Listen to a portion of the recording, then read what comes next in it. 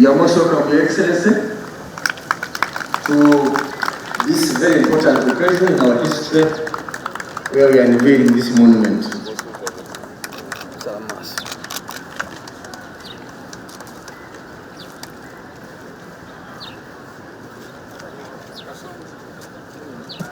As the President casts the tape, Obugaro.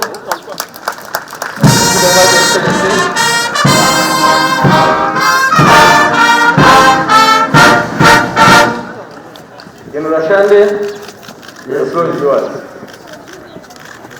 You're welcome, Your Excellency.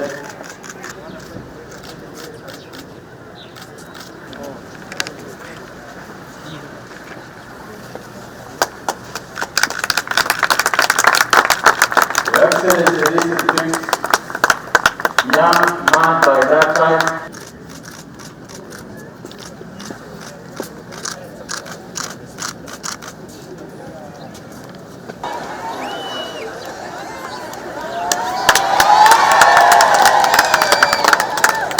Transforming the people of Ankole from traditional modern farming methods. Your campaign of socio-economic transformation started in independent decade when you were young. Your Excellency, we want to take this opportunity to thank you for coming here to grace this very, very important function. And above all, for approving our idea of putting up this monument in honor of your works, which you did as a youth here in Rushere, in Kiruhura, and still continue doing it as a Mugurusi, not only here, but in the rest of the country and Africa. We thank you, Your Excellency. For us as UPDF, it's about peace, stability, and security for socio-economic transformation of our country and Africa at large. That is our calling, and we shall always continue doing that. I don't know who thought of this idea. It is very interesting because it is true that the campaign we started end of 1966 was actually launched here, started here.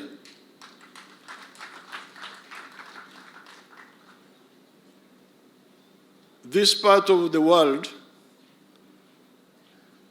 is always very rich. If you want to know how rich it is,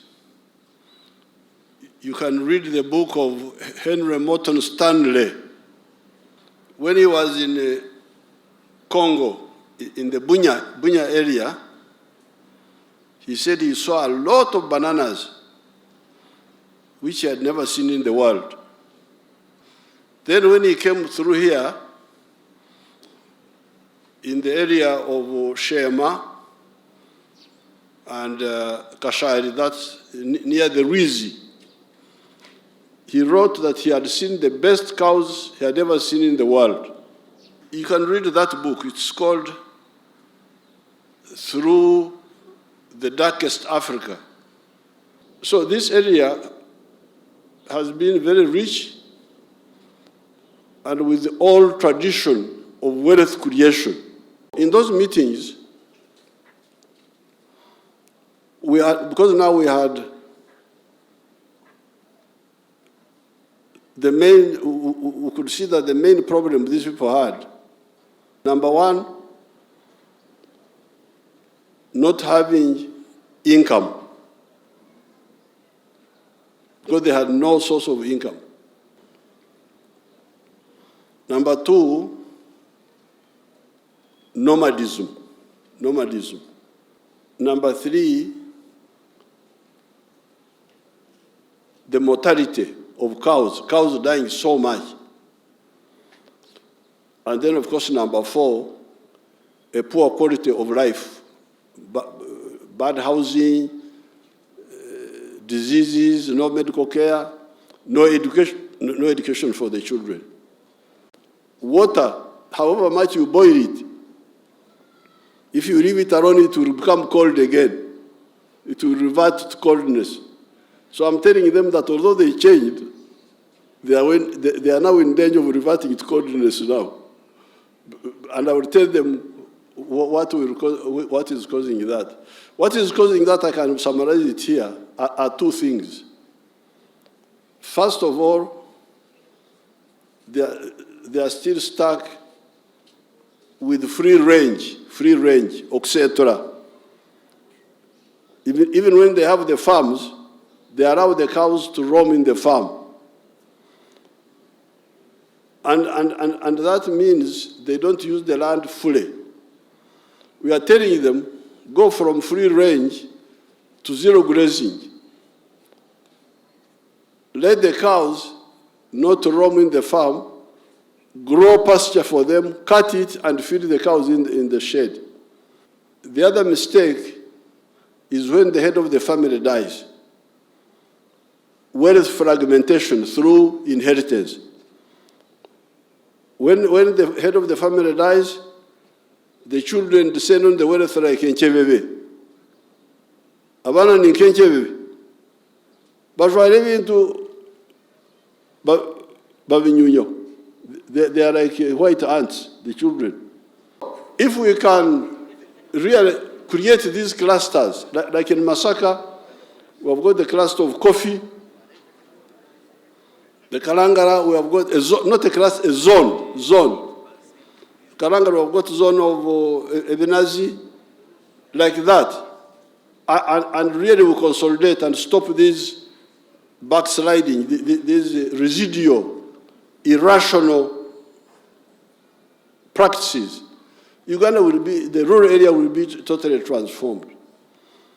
And the housing has transformed, the education, all these are educated people, their children have gone to school. So I thank you, those who thought of the idea. Excellency, allow me on behalf of the Ministry of Defense and the Veteran Affairs and the Uganda People's Defense Forces to sincerely welcome you and thank you for accepting to officiate at this monument unveiling ceremony codenamed From Traditional to Modernity, from Obwiriza to Amatafali. Abantu baffe wano obadde tonnajja batubuulidde abakulu abatwala wano nga wano tiwaliwo kikopo ky'amata kigenda Tampeko egenda Kampala emu. Kubanga abantu baali basenguka, baali balunda bwe batyo, nga bimanyi byonna. Naye Kiruhura olunaku olumu eyingiza $5,000,000 per day from Milika alone. So, Your Excellency, while the monuments have been part and parcel of the human history, serving as symbols of power, remembrance, and cultural identity extra,